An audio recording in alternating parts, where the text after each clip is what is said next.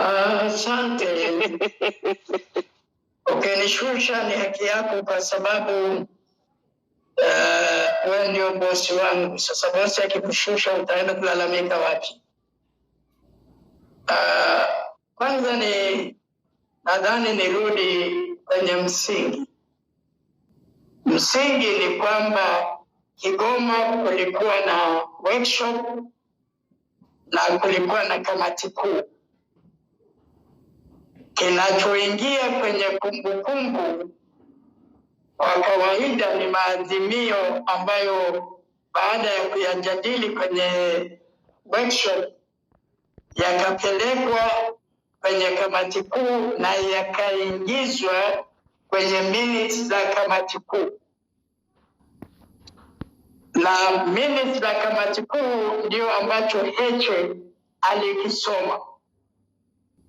Sasa kama kulikuwa kwenye hatua ya workshop, kama kuna kitu kilikuwa raised na mtu mmoja ikajadiliwa na haikwenda ikaishia humo kwenye workshop, haikwenda kamati kuu, maana yake hiyo hoja ilikufa pale pale kwenye workshop.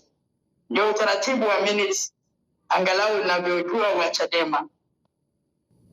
Kilichokuwa kinatolewa taarifa na Mika ni maazimio ya kamati kuu. Hapakuwa na azimio lolote linalohusiana na upotevu wa fedha au kwamba kuna mtu katuhumiwa. Hilo halikuwepo. Kwa hiyo kwa maana ya kamati kuu ya Chadema, hoja ilifia pale siku ile Mnyika aliposoma maazimio ya kamati kuu. Dada yangu Eva hapa ametaja kwamba kuna mtu alikuwa anazibeba kutokana, labda kuna mtu kutoka kwenye workshop amelikisha. Sasa hapa lazima uwe na akili ya ziada. Kwa nini mtu aliyeko kwenye workshop alikishe jambo la mikutano ya ndani ya Chadema? Na mikutano hiyo kwa kawaida ni asiri. Kama tulipata sisi kwa mara ya kwanza kutoka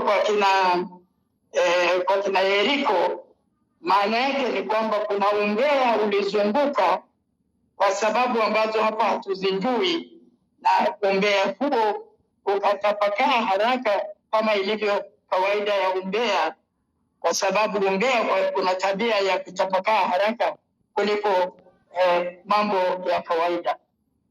Umbea ni jambo ambalo kila mmoja anataka kuisikia, na hasa katika mazingira ya ushindani wa vyama kama ilienda kwa Yeriko ambayo tayari tunamjua sio friendly kwa Chadema. Kwa hiyo tayari tunaweza kujua kwamba hapo kulikuwa na kitu kimetembea kikaenda kwa Yeriko, na kutoka kwa Yeriko kikaenda kwa wale ambao katika hali ya kawaida kama kwa kina yule Mchome ndio walioanza kuibeba, ndio wakaja wale makatibu wa majimbo ambao baadaye wakaja kusimamishwa. Lakini ambacho sasa tunakijua, na naomba nitumie, usiniulize baadaye sources zangu za taarifa, kwa sababu katika hatua hii sources hizi hatuwezi kuzidisclose. Kutokea pale tumeshaambiwa na katibu wa kanda ya kati kwamba wale watu walikuwa wanatumiwa pesa shilingi milioni 3 kwa kufanya press conference Dar es Salaam na Morogoro. Sasa ukishaambiwa kulikuwa na utaratibu wa watu kupigiwa simu na kuambiwa njoo, kuna milioni 3 ufanye press conference kama tulivyo, kuna mtandao unazunguka, wala sio siri wala sio maneno ya Dr. Slaa. Ukitapata hiyo tayari unajua kunaendelea nini. Kwa sisi wazoefu ambao tulikuwepo wakati TLP inauliwa, NCCR Mageuzi inauliwa, sisi tunajua kwamba wako watu ambao wamedhamiria kuiua Chadema.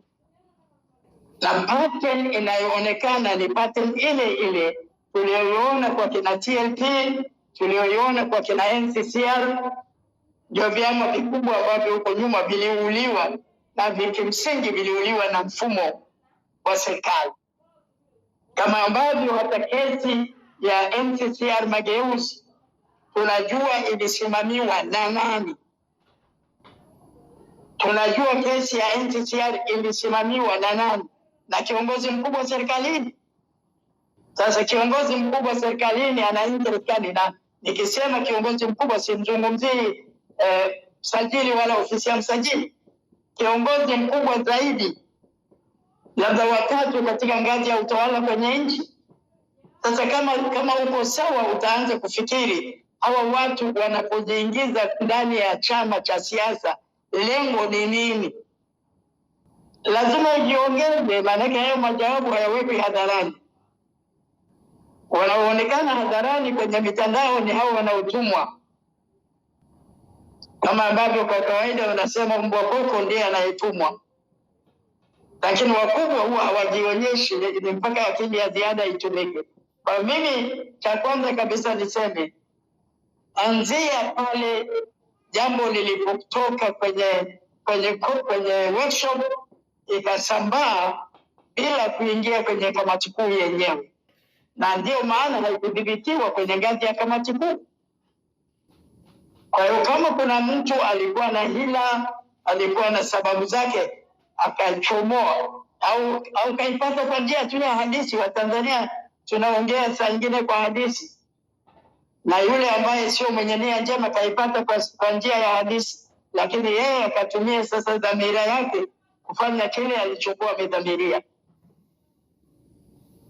Sasa kama katibu wa kanda ametuthibitishia kuna milioni 3, swala sio tena kwenda kumchunguza kiongozi fulani. Swala ni kuangalia huyo anayechuma milioni 3 ana malengo gani, ni nani, ana interest gani na Chadema.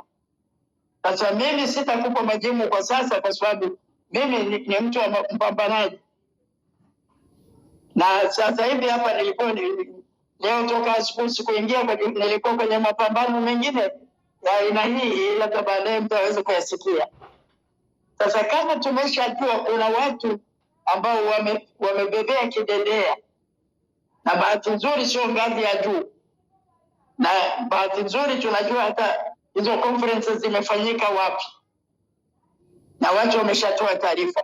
Kwa mimi nadhani kitu kikubwa hapa sisi ni, mimi si msemaji wa Chadema. Ningekuwa msemaji wa Chadema labda ningesema mengine ambayo pia ninayajua kwa njia zingine, lakini hapa sasa mimi si msemaji, sitayasema. Lakini kwangu mimi, kwa akili ya kawaida, kama pattern ndio hiyo, na sisi katika hatua ya kwanza tumeipata kwa njia ya kina Yeriko, sio kwa kina Lema, hatuna sababu ya kuuliza Lema mbona hatoki hadharani. Swali, Lema sio source ya information. Sugu anatuhumiwa, Sugu sio source ya information.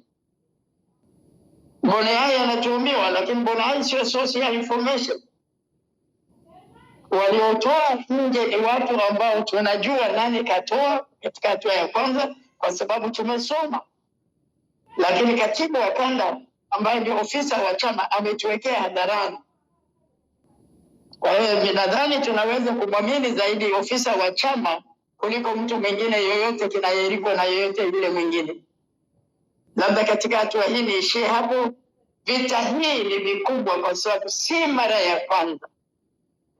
Sisi wengine tuliojaribu kuingiziwa kesi ya ugaidi, tena tuliingiziwa kesi ya ugaidi na mtu ambaye leo ni waziri mkuu wa nchi. Imagine waziri mkuu wa nchi anaingiza chama kwenye kesi, na watu walishakamatwa. Rwakatare amekaa ndani miezi kadhaa. Hiyo ni kesi ya Rwakatare na kijana anaitwa Ludoviki. Kwa hiyo kwetu sisi hili si jambo ambalo wala hata linaloweza kutusumbua. Kama ambaye leo ni waziri mkuu, wakati huo alikuwa naibu katibu mkuu wa CCM, akatupandikizia kesi ambayo bahati nzuri sisi tulivyo safi tuliipangua ile kesi, Kilichotumiza tu ni kwamba muda wetu mwingi ulitumika, rasilimali zetu zimetumika, wametupotezea muda wa kufanya kazi yetu, lakini hawakufanikiwa walichotaka. Kwa hiyo kinachofanyika hakina tofauti na kilichofanyika wakati tumepandikiziwa kesi ya ugaidi. Chadema inatafutwa, Heche anatakiwa aondolewe kwa gharama yoyote, kwa sababu hoja za Heche hazijibiki kwa upande wa pili, na hii kila mmoja anajua. Hoja za Heche hazijibiki. Wananchi wa Tanzania wanamwelewa Heche kuliko mtu mwingine yoyote. Heche hata kama angeruhusiwa angeongea masaa 7, 8, 9, 10, watu hawataondoka uwanjani, watamsikiliza kwa sababu ana skills za kuongea. Kwa hiyo kwa mtu yeyote anayejua mbinu na mikakati, ukishamuondoa Heche kwa sasa, maanake Chadema itakuwa imeumizwa vibaya. Lissu yuko ndani, anayebeba Chadema sasa ni Heche. Kwa hiyo tukifanikiwa kumuondoa Heche kwenye line, maanake sasa nia yetu na malengo yetu mengine ya pembeni tutayatekeleza kikamilifu. Hiyo ndio dhana yenyewe na ndio hali ambayo sisi tulio karibu na Chadema tunaiona. Asante sana, sijui kama nimewasaidia. Moderator, tamani. Kwenye maelezo ya Mzee Slaa, kama nimesikiza vizuri, anasema kwamba anahoji kwa nini hoja ya kilichojadiliwa kwenye workshop Kigoma ilitoka hadharani. So ni kweli kwamba palikuwa na huo mjadala wa tuhuma dhidi ya makamu mwenyekiti, kama nimepata vizuri?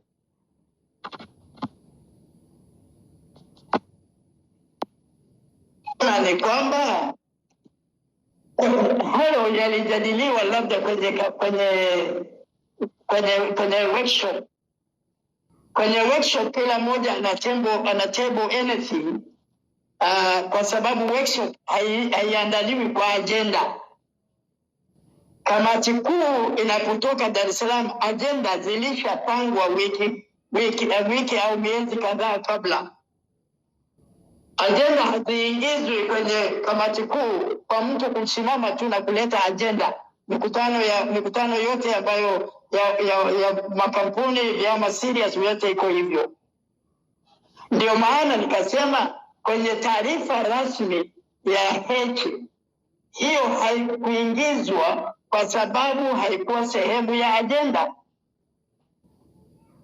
Na kama ninavyofikiria mimi sasa ni kwamba masuala ya workshop yakamalizika, wakadili na masuala yao yaliyokuwa kwenye agenda yakawa ndio maazimio ya kamati kuu, na yale maazimio ya kamati kuu ndio tuliosomewa sisi. Kama kuna mtu alipigwa ngeu wakati wa workshop, hayo yaliishia pale kwenye workshop. Kama kuna mtu alimng'ata mwenzake, yaliishia pale kwenye workshop. Ndio maana yakatoka kama macho wanavyosema, waliobebea kidedea sio mtu yeyote wa Chadema katika hatua ya kwanza, ni kina Yeriko. Na kina Yeriko si wapishi wa ndani, na hata kina Yeriko hata ukimtafuta sasa hivi posti zake zote ni za kutaka kuiondoa Chadema kwenye mstari. Kwa hiyo kwa mtu mwanasiasa anayejua kuanalyze, hataona kwamba kuna kitu serious, isipokuwa kuna jambo linapangwa. Lakini la pili ambalo sasa labda ni sababu tunaijadili, hayo tuliyoyaona ya press conference katika hatua fulani, nadhani pia yalikuwa yanalenga kuinfluence baraza kuu.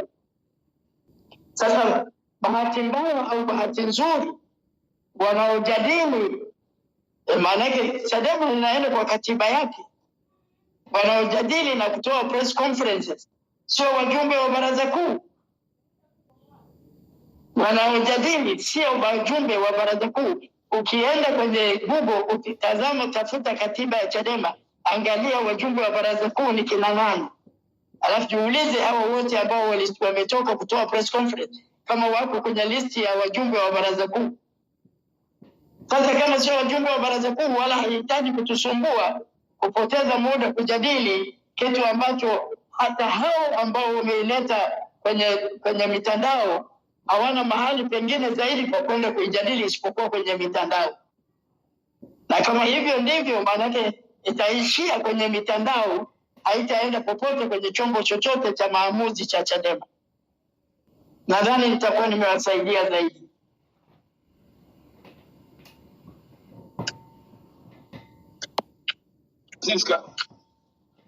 Sawa, mimi nimesikia, lakini si kama umenisaidia. Lakini hapa nachokisikia kutoka kwako ni kwamba hatukanushi kujadiliwa, ila tunakanusha kwamba haikuwa sehemu ya agenda, ila kama ilijadiliwa hilo halikanushwi na mtu yeyote, na huyo alikuja kuleta kulijadili, ndio maswala yanapoanzia hapa. Haya basi, tuko ni modulator narudisha. Modulator, naomba niulize swali kama nakubaliwa. Karibu. Sawa, na kina Alpha wako hapa wamekuja, samani nimejaribu kuchipini kidogo. Najaribu kuuliza swali ambalo limetokana na uzoefu kwa vyama ambavyo vilikumbwa na hii wiki ya kuumizwa. Vyama ambavyo vilisalimika, chama ambacho kilifika mahala na kuwa na msimamo ambao ulikuwa thabiti, walitumika wanachama wake ambao walisababisha chama kile kufutwa kwa amri ya mahakama, na wale waliofutwa wakachagua mwelekeo kwamba sasa wale binadamu sasa waliokuwa wanachama wakachagua mwelekeo kwamba wachague chama cha kwenda platform ya kwenda kufikisha malengo na dhamiri zao. Wote tunakumbuka. Sasa kwenye hili ambalo tayari limeanza, lilianza kupita kwenye kesi ya mgawanyo wa mali, ikawa inaendelea na hao watu bado wapo, na leo hii bila kufanya recruit sawa na kuassess vizuri wale tunaowaita wana wapotevu wakati wanarejea, tukasema chama ni watu, tukawapokea. Leo wanaweza wakawa nayo nafasi ya kurudi kuanzia kwenye engo hii ya ubadhirifu, jambo ambalo ubadhirifu hakuna anayeukubali na likafika mahakamani. Hatuoni kama tunaenda sasa kwenye engo ambayo ilisababisha vyama vingine kukutwa na madhila yaliyotokana na nguvu ya wanachama waliomo ndani. Mzee Slaa, kama nimeeleweka vizuri, nimepita mbali sana. Nimekuelewa macho. Sijui kama ninaweza kujibu kwa sababu mimi siko sana ndani ya Chadema. Mimi ninashirikishwa tu hapa na pale, lakini kuna mambo mawili. La kwanza, ugonjwa wowote unapoingia kwenye mwili wako, sembuse kansa. Kama kansa inaingia kwenye mwili wa binadamu na binadamu amefanikiwa kugundua mapema, hata chances ya yule mtu kufa ni ndogo sana. Alisema hili kwa sababu Chadema imegundua mapema tatizo ambalo mimi naona kwamba walipandikiziwa, ambalo bila kugundua mapema lingewavuruga sana na labda hata kuwasambaratisha. Nimetoa hapa kauli ambayo labda macho hujaifuatilia. Nimesema bahati mbaya hawa wote ambao wanapiga kelele kwenye mitandao, wanaofanya press conferences, wala sio wajumbe kwenye baraza kuu, kwa sababu wangekuwa wajumbe kwenye baraza kuu wangeanzisha vurugu ndani ya baraza kuu. NCCR waliharibu kwa sababu walioisambaratisha NCCR, kwa sababu nilikuwepo wakati ule, nilikuwa najua NCCR ilipokuwa inapita kwenye matatizo. NCCR ilisambaratika kwa sababu waliokuwa wanapambana walikuwa ndani ya chombo chenyewe cha mkutano uliokuwa unafanyika Tanga. sikumbuki jina la ile kamati yao, sijui wanaita nini. Sidhani kama walikuwa wanaita kamati kuu, wana jina lao kule NCCR. Lakini nakumbuka kwamba chombo kilichosambaratika mpaka wakapigana wakarushiana madeski, yani vile viti vya mkutano vilivyokuwepo ukumbini, wale walikuwepo wote ambao wote walikuwa wanahusudiana. Lakini kwa Chadema kama tulivyoona, wanaofanya press conference ni watu ambao wameitana au wameitwa na wale waliogawiwa pesa, na yeyote aliyepewa hizo pesa, mtu anapigiwa simu anaambiwa kuna 3,000,000, njoo mahali fulani, tumekuandalia press conference mahali fulani. Kwa hiyo pattern hazifanani, na anajua hata kama hazifanani, kama Chadema isingekuwa makini, hata inaweza kuwa tofauti na bado kasambaratishwa.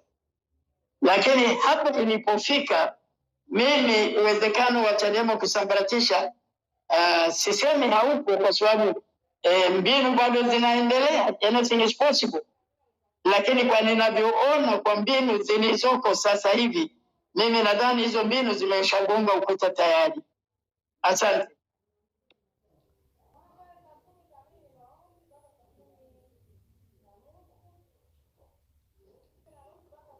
Na kina Eva wa Freefm. Kwa hiyo kama ninaelewa movie hapa ni kwamba chochote kile kinachofanyika wanataka Heche awe na kitu cha kujibu.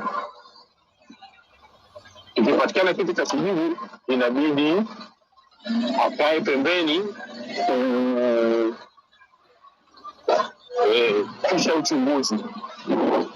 Akikaa pembeni kisha uchunguzi, basi inawezekana chama kitaingia kwenye maridhiano. Ndicho nilichokielewa kwenye mjadala kama sehemu ya watu walichokiwakilisha, ama ni kwamba figisu zote hizi ni kumuondoa. Tafadhali nisaidie kama ninaweza respond. Kwanza ni kuwekea picha kamili.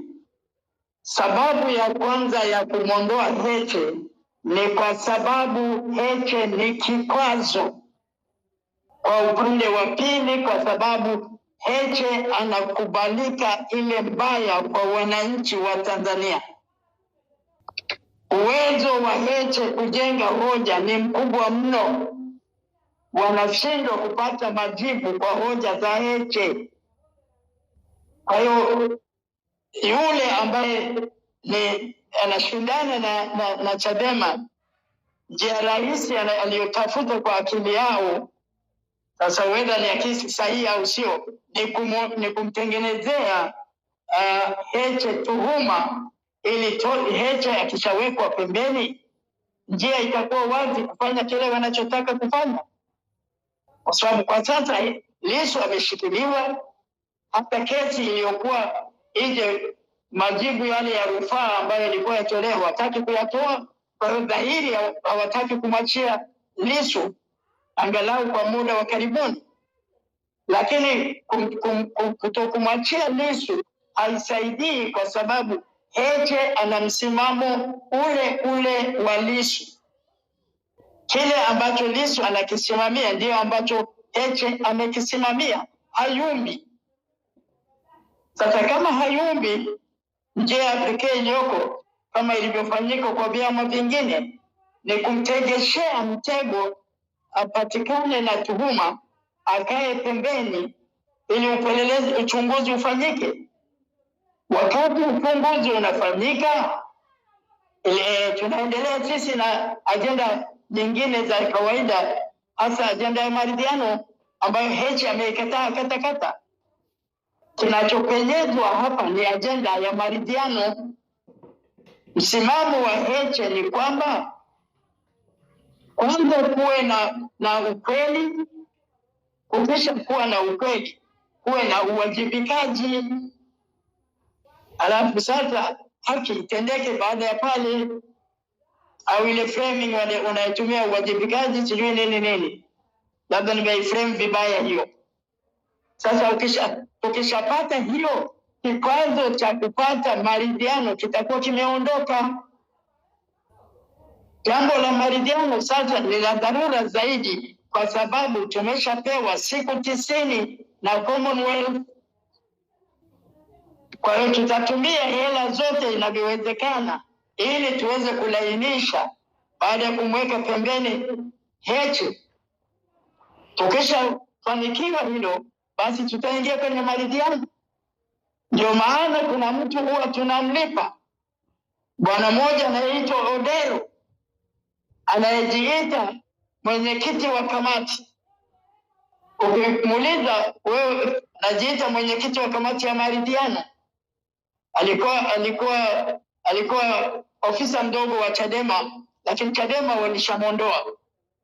Sasa kwa hiyo hicho ndicho kilichokuwa kinafanyika katika hii sura ya kumondoa Heche. Sasa hii ya kina Odero haifiki mahali, kwa sababu nani anamsikiliza Odero? Hayuko Chadema. Hata kamati alionayo imechaguliwa na nani? Anamwakilisha nani?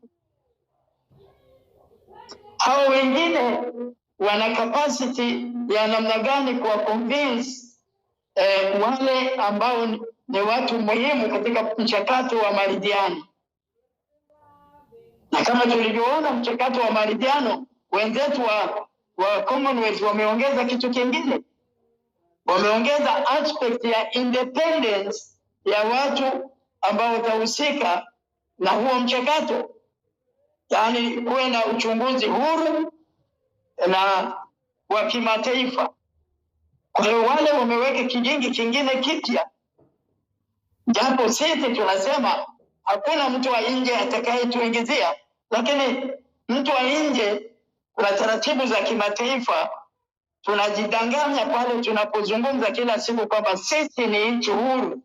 Uko huru unapokuwa kwenye nyumba yako, lakini hata kwenye nyumba yako ambayo sisi serikali ndio tumekupangia, tumepima nyumba yako, hata wewe kwenye nyumba yako uko huru. Ndio maana serikali inapotaka kukuondoa, hata nyumba ambayo una hati, wakifuata taratibu za sheria wanataka kuondoa, watakuondoa. Sasa kama kwenye swala dogo kama la ardhi unaweza kuondolewa, alafu wewe unasema kwamba sisi ni nchi huru, ni swala la upeo tu. Kama wewe ni signatory wa instruments za kimataifa, alafu unasema sisi ni huru, maana yake una expose matatizo yako nje. Unataka kuambia watu kwamba wewe hujui unachoongea, wala hawatakuambia, watakucheka tu, lakini wataendelea na taratibu zao. Hapo ndipo tutakapofika. Swala la human rights, whether wewe utataka, hutataka, utashiriki, hutashiriki, itakapofika mahali vyombo vya kimataifa kama wana evidence japo ndogo tu ya mauaji tarehe 29 Oktoba, yataingia Tanzania, tutake tusitake, kwa sababu sisi ni signatory wa instruments za kimataifa. Nadhani umepata picha, ndugu yangu Benito. Simoni tena yuko, sijui yuko. Nadhani nimekufafanulia ya kutosha. Kabisa, nimeelewa vizuri kabisa kwa pande sana. Nakushukuru na Benito. Acha kuchukua maswali ya watu wengine, unaelewa wewe. Kwa nini ukuuliza mara ya kwanza?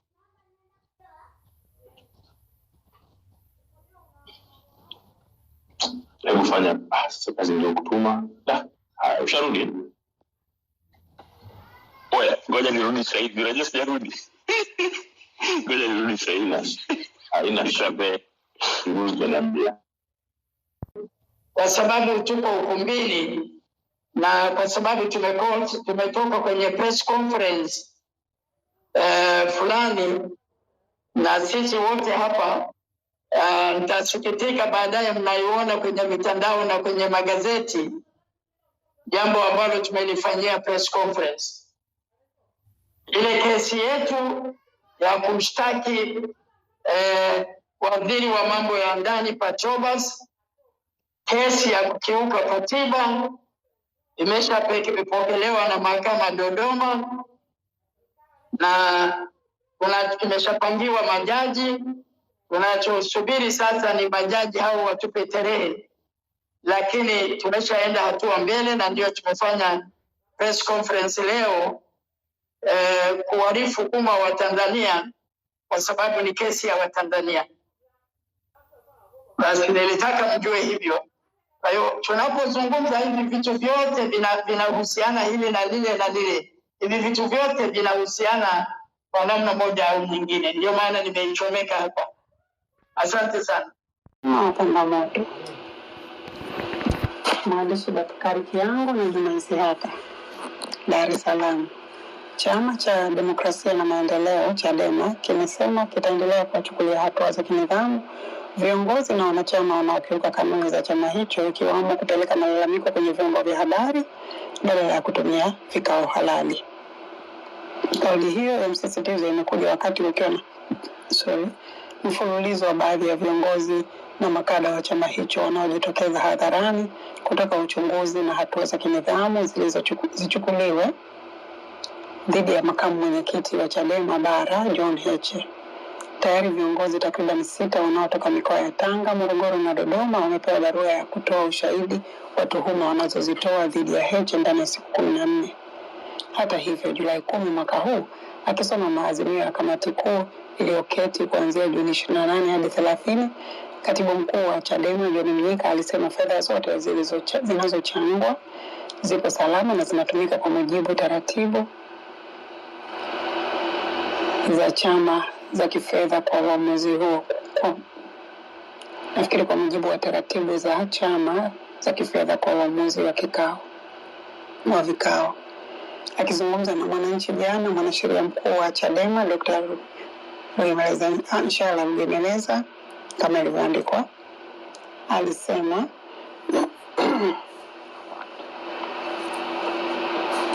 viongozi au makada wanaofanya hivyo hawana tofauti na wasaliti dhidi ya chama hicho. Wanaokubali kuingia katika mfumo watachukuliwa hatua. Waache waseme maneno yao machafu, lakini hatua za kinidhamu zitafanywa na zinafanywa dhidi yao. Chama hakitawasahau usaliti na uasi wao, na tutachukua hatua zinazostahiki. Watu waovu hatuwezi kuwasamehe kwa sababu wanakisaliti chama. Anastahili adhabu ya kutoka. Hatuwezi kukaa na wasaliti watakaoshughulikiwa kwa mujibu wa chama chetu kwa wakati unastahili. Watapata adhabu yao, hawatasamehewa. Wote wanaojijua watambua Chadema bye bye, alisema. Yupo Dr. Shalom. Miongoni mwa waliosimamishwa ni aliyekuwa katibu wa jimbo la Bumbuli Abubakar Mashambo, katibu wa Chadema mkoa wa Morogoro Barnabas Okola, Amuri Shindo, Joseph Mwakidasi na Matias Cosmas, waliokuwa wenye viti wa Chadema wilaya za Mkinga, Kilindi na Muheza mkoani Tanga. 30 alimwa barua. Katika hatua nyingine, kada mpya wa chama hicho Joseph 30 amepewa barua na tawi lake la Maharo wilayani Rombo, akitakiwa kujieleza kuhusu tuhuma za ukiukwaji wa maadili ya chama hicho. Katika barua hiyo ambayo Mwananchi imeiona, iliyoandikwa na katibu wa Chadema wa kata ya Makiidi, imemtuhumu 30 kwa kutoa matamko ya shutuma dhidi ya Heche bila kufuata utaratibu wa chama wa kuwasilisha malalamiko kwa utaratibu wa katiba na kanuni. Kwa mujibu wa ibara ya 6.3 ya katiba ya Chadema toleo la 2019, wanatakiwa kujieleza kwa maandishi ndani ya siku 14 sababu zinazopaswa kuzuia kuchukuliwa hatua dhidi yako kutokana na tuhuma hizo. Kwanza tarehe ya kupokea barua hii, hauruhusiwi kushiriki, kuongoza, kutekeleza shughuli zote za chama hadi utakapokamilisha utaratibu wa kujieleza na shauri lako litakaposikilizwa, inaeleza barua hiyo. Kauli za 30. Akizungumza na Mwananchi jana, 30 alisema yeye hakumtuhumu Heche, isipokuwa alisema yapo maneno yanayozungumzwa mtandaoni. Hivyo ili kuondokana na hayo, Chadema ifuate kanuni zake. Matokeo ya kanuni hizo yatafuta hayo maneno, ndicho nilichosema. Hakuna mahali niliposema makamu mwenyekiti mwizi au amechukua fedha. Hakuna mahali popote nimesema. Nilichosema kamati ndogo inaweza kuundwa kulingana na katiba ya chama ili kuchunguza hayo maneno, kisha kuja na kauli ya kumsafisha makamu mwenyekiti.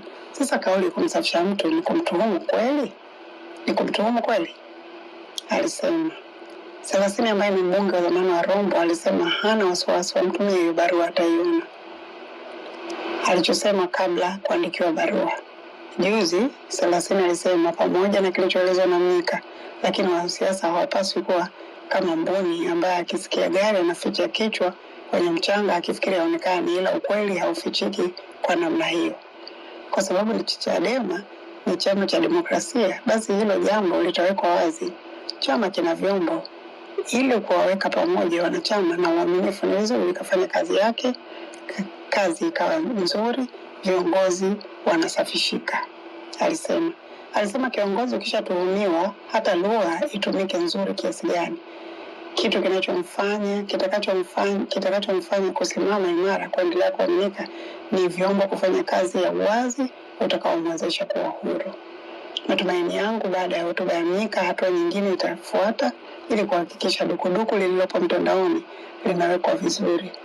Kosa kubwa lililofanyika NCCR Mageuzi ni kumtimua kila aliyekuwa anahoji, alisema Selasini. Ni mbinu kulinda nidhamu. Akizungumzia hilo, mchambuzi wa siasa Profesa Baraka Mfinanga alisema hatua ya Chadema kusisitiza nidhamu ya ndani inaonyesha chama kinataka kulinda umoja na kuzuia migogoro ya ndani kuhamia kwenye mjadala wa umma unaoweza kukidhoofisha kisiasa. Alisema migogoro inapopelekwa kwenye vyombo vya habari kabla ya kujadiliwa ndani ya vikao halali hujenga taswira ya mgawanyiko na kuibua maswali kuhusu uwezo wa chama kusimamia masuala yake ya ndani. Hatua ya kuwataka viongozi wa wanachama kujieleza si adhabu yenyewe, ni sehemu ya utaratibu wa kutoa haki na kusikiliza pande zote kabla ya uamuzi wa mwisho kufanyika, alisema.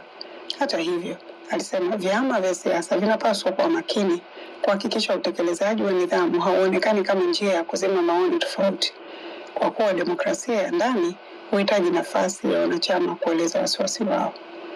Profesa Mfinanga alisema, naona Chadema itakavyoshughulikia swala hilo itakuwa kipimo muhimu kwa umma kuona kama chama kinaweza kuunganisha nidhamu, uwajibikaji na uhuru wa wanachama kueleza hoja zao kwa mujibu wa katiba na kanuni zake.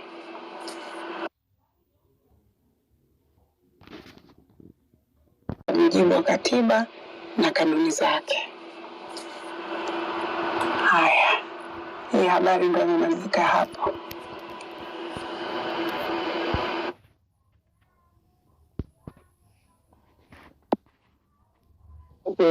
Mama Francisca kwa kusomea hiyo.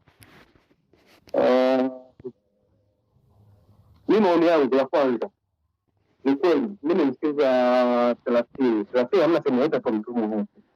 30 anasema kwamba kuna maneno mtaani na ili kuyakia lazima afanye uchunguzi kwa kutumia vyombo vyao ambao utamsafisha mwenyekiti na kufuta haya maneno. Sasa kwa nini amelimwa barua? Sielewi. Hilo la kwanza. La pili, huu mtindo ulianza na Lissu. Wewe mpenda au msipende, huu mtindo wa kutuhumu watu wenyeji ulianzishwa na Lissu, ambaye alikuwa anatuhumu watu kwamba kuna pesa za Abdul, na akaja na maneno yake na tumempenda Lissu tukayabeba, tukaanza kuwatuhumu wengine na hakuna kilichofanya dhidi ya Lissu.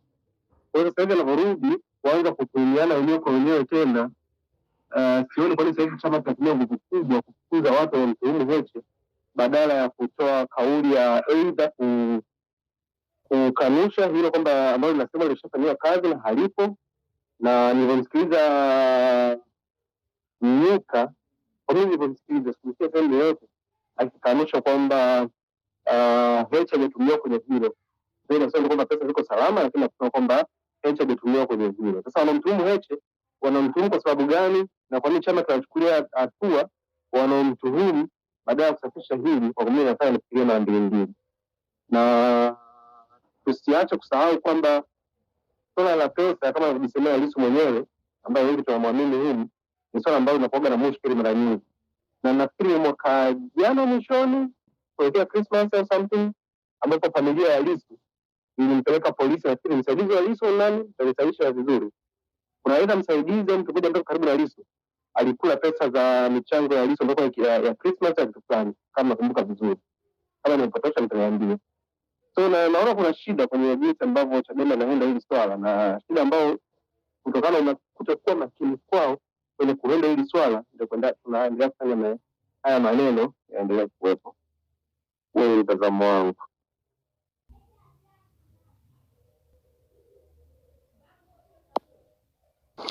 Kile nikarespond kidogo.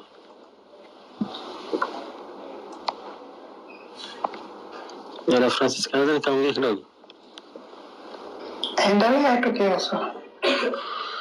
Mimi kama naomba nimkumbushe kidogo Simanganya, kama ulifuatilia vizuri ile nani ile press conference ya katibu mkuu, ile swali aliulizwa na alijibu vizuri tu, na ile swala la Lissu alikuwa amezungumza kuhusiana na zile tuhuma za hela zilizokuwa zinaingizwa kwenye chama, lilishahojiwa ndani ya chama na sio kama ni swala ambalo halikuwahi kuhojiwa ndani ya chama, alishakuwa kwenye vikao vya chama, na ndio sababu likawa limetoka hadharani kivile. Inawezekana katika mazingira kama hayo labda tunaweza kuona kwa nini labda Lissu alisema vile, lakini chama chenyewe kilipima na nadhani kikaona ilikuwa ni namna ya kukihami chama, na frankly speaking hakuna ambaye hajui kwamba Lissu alikihami chama, na kama asingesema ile maneno chama kingekuwa kwenye hatari mbaya zaidi kuliko hicho. Kwa hiyo hata hawa mfano wanaotuhumiwa ndio sababu hawatachukuliwa hatua yote kabla ya kupata maelezo ya kinifu na baadhi ya vitu kutakiwa kudhibitishwa na mambo kama hayo. Na tukumbuke pia kipindi kile Lissu alihojiwa, sio kama hakuhojiwa na vikao vya chama, na baada ya wale jamaa kuwa tayari wanaleta bifu kubwa zaidi, kuna kipindi alidai akasema tunataka hizo evidence za kikao na video ambazo kamera zilikuwa zinarekodi na nizi ziwekwe hadharani. Nadhani wale wakaogopa upande ambao walikuwa wanatuhumiwa. Kwa hiyo ukweli ni kwamba Lissu alipotoa zile tuhuma zilipelekwa kwenye kamati kuu na zikajadiliwa na akatoa ushahidi wake na kila kitu. Umeshaelewa? Kwa hiyo hichi kitu ambacho kinazungumzwa sasa hivi ni kama alivyosema huyo mhadhiri wa chuo kikuu, ni kweli kwamba Chadema wanatakiwa kukemea sana, kwa sababu tayari ukijaribu kuangalia si kweli kwamba issue ni michango. Kwa nani ajui kama chama hakina ruzuku? Kwa nani ajui kama chama kinachangiwa tone kwa kukusanywa hela kwenye mikutano? Uvuichi zile hela, accountability yake ndio hiyo. Katibu alisema kwamba hela zote huwa zilikuwa zinawekwa kwenye account kwa ajili ya kuwa account for spending. Hicho alikiweka wazi kabisa. Kwa hiyo hichi kinachozungumzwa ni kwa nini mtu anazungumzia masuala ya hela alafu mwisho wa siku unasikia tufanye utaratibu, sijui mwenyekiti anateseka gerezani, tuongee tumalize ya mambo, hakuna mtu. Kwa nini swala la hela linakuja kuhusishwa sana na mwenyekiti ambaye gerezani, sijui atoke tuongee, sijui tumalizane, sijui nchi imesambaratika? Why this? Umeshaona? Kwa hiyo kuna kitu kinafichwa nyuma ya hizo tuhuma za ubadhirifu, lakini the aim sio ubadhirifu. Aim ni kuhakikisha kwamba wanamsuffocate makamu mwenyekiti ili ashindwe kuendesha chama, alafu baadaye chama kionekane iko wiki, alafu baadaye matarajio yao yafikie. Na ukweli ni kwamba chama kimesimama focused kwenye hili jambo, na I do trust on Rugemeleza Nshala, kwa sababu ni mtu ambaye hayuko tayari kuwa compromised kwa namna yoyote. Na katibu mkuu naye amesimamia taratibu na vitu kama hivyo. Acha mwenyewe ndio usiseme tena. Kwa hiyo mimi naona of course tulizungumza toka mwanzo kwamba hii coming back ya hawa jamaa inaweza ikawa ina changamoto zake, lakini kwa sababu tayari katiba ya chama inaruhusu, watu hawawezi kuwakataa, kwa sababu katiba ya chama yenyewe inasema ukishatoka kwenye chama ukitimiza taratibu zote za kurudi kwenye chama, ukakiri, ukaomba radhi na nini, unaruhusiwa kujiunga tena kwenye chama. Na of course Lasini alipitia taratibu zote hizo ambazo zilikuwa zinastahili. na mimi nadhani kwa I can guess kwamba hata kama wakikaa kikao labda watampa onyo na vitu kama hivyo, kwa sababu kimsingi keri yake kisiasa asipokuwa makini ndio itakuwa imeishia hapo sasa, kwa sababu hata kikitokea Sierra Mageuzi we all knows what's happened there.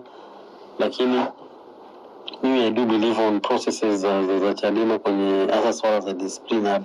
Kuna namna ambavyo mimi najaribu kuelewa Chadema wanapokwepa mtego ambao wanawekewa. Nusura Mengani Kiosho amemalizia na mtego wa makafu ambao waliwekewa, na ndio hicho kitu mimi nakiona wanataka kukifanya, kwamba iitishwe kamati sijui ya kumchunguza, sijui ya kufanya uchunguzi na nini. And we all know ikienda huko ndo tutakuja kuambiwa kwamba uongozi umepinduliwa na nini.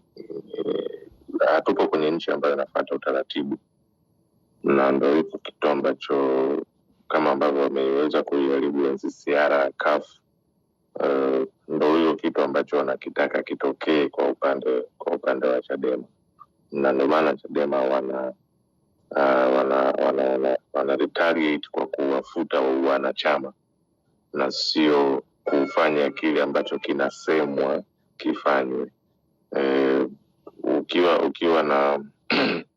Ukiwa na chama ambacho kinaitikia maagizo ya wapinzani, yani mtu anakwambia sijui kuna tuhuma ambayo hata tuhuma hiyo haitoki kwa wanachama, inatoka kwa watu wa nje, alafu eti mnaambiwa mfanye uchunguzi. Yani ikitokea tu limeitishwa hilo baraza la uchunguzi, uongozi mzima unaenda kubadilishwa. Na naona hicho ndo ambacho Chadema wanakikwepa, sababu ya kuwafuta wanachama ambao wanaongea.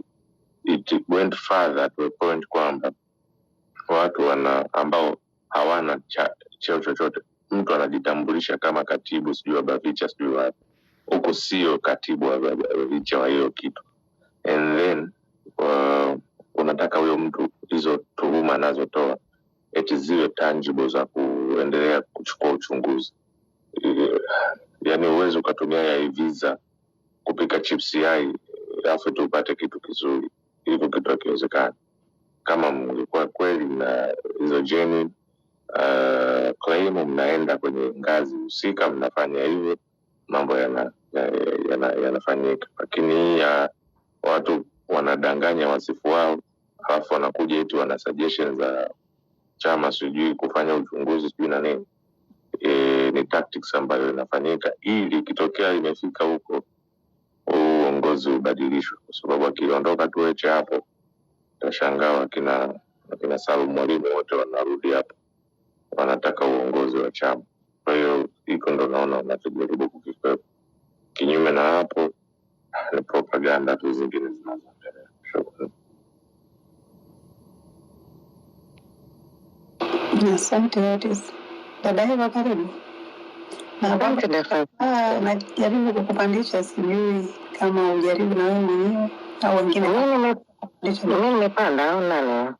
Wewe uko vizuri, naongea na Dr. Slaa. Najaribu kumpandisha lakini ninashindwa. Endelea dada Eva. Asante. Kaka Otis ameongea vizuri. Hili swala ni mradi wa watu, na issue inatakiwa kwamba wanapiga kelele kwamba ATH ya uchunguzi, yani ikiundwa na tume ya uchunguzi, mtu hawezi kuchunguzwa akiwa kwenye kiti chake. Lazima atoke kwenye kiti kilichopo ndio uchunguzi ufanyike, na watu wameshajipanga, watu wanataka watupeleke kwenye maridhiano. Na wanajua kabisa hichi hawezi kukubali kabisa. Kwa hiyo wanachofanya wanataka frustrate kama tukuu ifanye usijui iunde hiyo baraza sijui kamati sijui ya nini ya uchunguzi, wakati hichi yuko pembeni. Kuna mwingine eti achukue nafasi ya hichi, alafu huyo mtu atupeleke kwenye maridhiano. Hiyo kitu hatutakubali Chadema. Hatutakubali kabisa Chadema. Kwa sababu mimi nashangaa watu walioko nje, yani watu walioko nje sana ndo wanawashwa sana na mambo ya Chadema. Nyie pilipili iko shamba ya washia nini? Simkae mtulie. Mmetuona sisi wana Chadema tunakuja tunasimama tunasema sijui hichi sijui kufanya nini. Hapana, sisi hatutaki. Sisi tunajua yanayoendelea na ndio maana tumekaa kimya. Wanachadema ukiwaangalia wengi, achana na hao waliohongwa, sijui wamepewa milioni 1, mtu ana njaa anapewa milioni 1 anakuja anatusumbua. Walipa milioni 1 fine. Sisi wanachadema tupo na tunajua kabisa kwamba hatuendi kwenye maridhiano. Heche hafanyiwi uchunguzi wowote. Mpaka hapa baraza kuu litakapokaa, na baraza kuu linakaa muda si mrefu. Tuko kwenye kuchangisha pesa ili baraza kuu likakae. Baraza kuu ndo chombo ambacho kinaweza ikafanya maamuzi makubwa sana ya chama. Kwa hiyo watu wakae watulie. Chadema we verify. Ni watu huko nje ndo mnawashwa mna nini na hao watu leo rudi juzi. Huyu Selasini katoka huko kuharibu kafu. Sijui kafu sijui NCCR Mageuzi. Katoka huko haiharibiki. Katoka huko kuharibu NCCR Mageuzi. Kwanza 1990 ngapi anajaribu kuiparanganisha NCCR, akaja Chadema akaona Chadema iparanganiki, karudi tena huko. Sasa hivi karudi Chadema kama mradi. Selasini yani your failed mission ina fail, yani ishafeli, so itafeli, ishafeli. Whatever you are being paid kuja Chadema kutuvuruga, it's not working. Wanachama wa Chadema we are very, yani tuko makini sana. Tuko makini sana, na mtu yoyote anayeongelea maridhiano ni adui wa Chadema na ni adui wa Tanzania. Mtu yoyote, kwa sababu hizi bla bla hizi perepeche ni kwamba watu wanataka Chadema ikakae kwenye meza na Samia, na wahaoni jinsi ya kupeleka zaidi ya kuparanganisha Chadema ili watu wengine waende wakapewe bahasha za kaki. Tumesema ule ujinga hatutaki, na mtu yoyote atakayeenda, yani yeyote Chadema atakayeenda tutamshughulikia. Mbowe ilikuwa cha mtoto. Yani mliona tulivyomshughulikia Mbowe. Na Mbowe itakuwa cha mtoto. Tutawashughulikia, haiwezekani. Maridhiano sio ya viongozi. Maridhiano sio ya wanasiasa. Maridhiano ni ya Watanganyika wote, ni ya wananchi. Sasa wananchi tumesema hatutaki maridhiano, na wananchi ndio wanachama wa vyama vya siasa. Sasa wananchi ambao ni wanachama wa siasa wa vyama vya siasa tumesema hatutaki maridhiano. Sasa huyo kiongozi ambaye ni kichane mwenda wazimu aende kwenye maridhiano. Tutamshughulikia kuliko tulivyomshughulikia Mbowe. Kwa hiyo hawa watu ambao wanakuja na kimradi chao cha kututoa sisi sijui nini wanapitia mikono ya nyuma, wanaenda kupewa bahasha za kaki. Mradi tumeushughulikia. Na jinsi unavyoenda kufeli ni kwamba sasa hivi wameshaanza chokochoko, wanatafuta eti tuendelee kuwatoa watu kwenye viti vyao ili nani huyu sisi Nyahoza sijui sister Nyahoza aje aingilie kati kwamba chama kinanili. Yani we know everything, the plan until to the end. Kwa hiyo endeleeni kucheza, lakini Chadema ya sasa hivi sio Chadema ya Mbowe. Asante dada Francesca. Asante dada Eva. Dr. Slaa amefanikiwa kupanda? Wameweka nyumba ya hicho, nimesema jamani hicho piga filimba sumalizie hiyo nyumba. Kesho njoo hicho tuambie bwana fuwekeni hela hapa kapu ila hapa malizie hiyo nyumba. Waone kama tujajenga kesho. Kama wanasema hela za tone zimejenga hiyo nyumba. Watu walivyo na njaa, uone watu walivyo na kinga kimaskini. Watu walivyo na roho za kimaskini. Ile nyumba ni nyumba ya kutupigia kelele wa Tanzania, ya kutokea kwenye mitandao. Wapo wanajenga mahekalu, magorofa manini. Seriously, yani watu wana roho za kimaskini, roho mbaya. Ile ni nyumba ya kutupigia kelele. Serious, mimi nilijua ninakuja nyumba milioni 30 kama ambayo anajenga huyu mtoto wa Samia. Kumbe ni hiyo. Let's be serious bwana.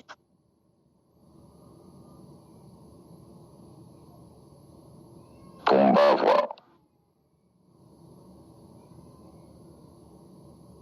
Sorry dada Francisca, samahani kidogo kama nitapewa nafasi. Moderator. Msama macho. Mzee Slaa kama mmemwalika angalie profile yake, anaweza ka accept invitation akaja kwa juu. Na ametoka kabisa, alikuwa amenyosha mkono anajaribu, lakini nadhani alihisi kwamba akitoka na akirudi itakaa sawa. Akirudi mwalike tena. Mimi najaribu dada Eva na wengine hapa juu. Nafikiri kuna wakati ambapo wanaweza kukufrustrate ili usiweze kujenga hoja, badala yake upanic na ushindwe kudefend hoja husika. Ninachomaanisha sasa, labda kwa issue hii ya toka imeanza kutrend, ilionekana imeanza kutrend ndani ya kikao cha kamati kuu ndani, japokuwa wakati inaanza kama kuvujishwa hivi pale Kigoma ilivyovujishwa katika mitandao ya kijamii, waliotajwa kuiraise ndani ya kikao hatujawasikia ama wakikataa ama wakikubali, na nafikiri sio watu wadogo kwenye chama, tukiachana na ujio wa mwisho wa huyu Salasini ambaye tunasema si muhusika katika mkutano ile kamati kuu. Hoja ambazo zilikuwa kule kamati kuu na zikaja kutoka nje sasa na zikaanza kudakwa sasa na watu tofauti, na tukaanza kuona watu wengine wakichukuliwa hatua, lakini yule mtu wa mwanzo aliyetajwa, na nafikiri waliotaja walimtaja God Bless Lema kwamba ndiye aliyerezi hoja ndani ya kamati kuu. Kuna sehemu yoyote ambayo ama ameamua kukaa kimya ili watu mvurugane moja kwa moja, ama kuna sehemu amewahi kusimama akajibu hiyo narrative kwamba hili wazo halikuwahi kutolewa kwenye kamati kuu? Kwa sababu katika majibu ya kamati kuu yaliyotolewa na katibu yalikuja kufafanua hili ambalo linaendelea, kwamba utaratibu uko hivi, hela zinapita huku, lakini kuna mleta hoja ambaye ni mmoja katika watu wa ndani ya kamati kuu haliwahi kutoka na kusema kwamba hiki kitu hakuwahi kukiraise na kufanya hii spark ianzishwe. Manake ianzishwe kutoka kwenye mdomo wa mtu, kutoka kwenye nini naita, kwenye horse's mouth. Nisaidie hapo kidogo dada. Lakini macho Chadema sina msemaji wake. Ngoja ng'ombe. Nani macho? Lema aliwahi kutoka hadharani akaongea hiyo. Kuna mtu yote kamati kuu ametoka, au Yeriko Nyerere ndo amesema haya yametoka kamati kuu? Kuna mtu yote wa Chadema ambaye alikuwa kamati kuu amekuja kuyaongea, ameanzisha hayo? Au mnataka Lema aje za Yeriko? Yani maana yangu ni kwamba sasa hii kitu inaendelea hii narrative inaendelea kusambaa, na inasambaa kwa kasi, na inadakwa na watu ambao hawataki kuona usalama unaendelea vizuri ndani ya chama kama tunavyofikiri. Sasa hawa waliotajwa kwamba ndio waanzilishi, kwa nini hawatoki sasa na kueleza clear kwamba kinachotajwa hiki sasa sisi tumesingiziwa kwenye kamati kuu akikuwahi kuwa raised, hii narrative imetokea upande gani? Yani kabla ya kutafuta ushahidi kwamba ni kweli ama si kweli. Chadema ni taasisi na msemaji wake, hawezi kuwa kila mtu anajibu hoja za mtu. Alishatoka kiongozi wa chama ameongelea hilo swala, na kuna dada ambaye anakusanya hizo hela ambazo zinasema zilileta matatizo, ameshaongelea. Sasa kama wahusika wameshaongea, unataka yani kila mtu aje mjibu mtu mwenda wazimu ambaye kuja hadharani anasema yeye kazi yake ni kusambaratisha chama cha Chadema? Sio atakuwa wajinga. Kwa hiyo hilo swala lishajibiwa na ni msemaji wa chama, katibu mkuu ambaye ndo mtendaji mkuu wa chama. Mzee Siraim tupitishe. Wanaosema ni watu wa CCM. Sisi tutaendelea kuchanga, na mimi leo nimechanga asubuhi kwa sababu ya hasira za mdomo wenu. Nilikuwa sijachanga siku nyingi. Kasirika na changa, yani mnavyofanya hivyo ndio mnatutia moto tuweze kuchanga vile. Ng'ombe. Ndio maana nimeanza na kwamba kwanza wanaanza kukupanikisha wewe utoke huku kwa ukali, alafu usiweze kuijibu ile hoja. Ile hoja iendelee kuonekana ni ya msingi. Manake unajibu kwa panic, yani kuonyesha kwamba hiki kitu labda kipo, sasa unatafuta njia nguvu ya kukizuia. That's why nasema yule aliyetuhumiwa kulianzisha, why atoki na kusema bana mimi sijalianzisha humu ndani ya kamati kuu? Karibu mzee Slaa. Na kurudishia dada Francisca, samani mimi sio moderator, nilikuwa najaribu kuuliza. Anakuja mzee Slajo. Sorry, kama mzee Slajo hajaja kidogo tu ameshasema na ametweet, na hata leo unaenda kwenye tweet yake utaona alichoandika. Unajua kuna wakati mwingine unatakiwa utumie busara ya kunyamaza kuliko kuendelea kuongea, kwa sababu unaweza kuta unawapa watu wengine advantage. Lema amezungumza several times kupitia tweet zake. Asante.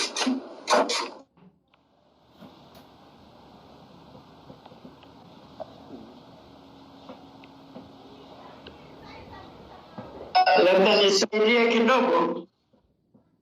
Karibu mzee Sila, tunakusubiria, ila sivyo tutakushusha.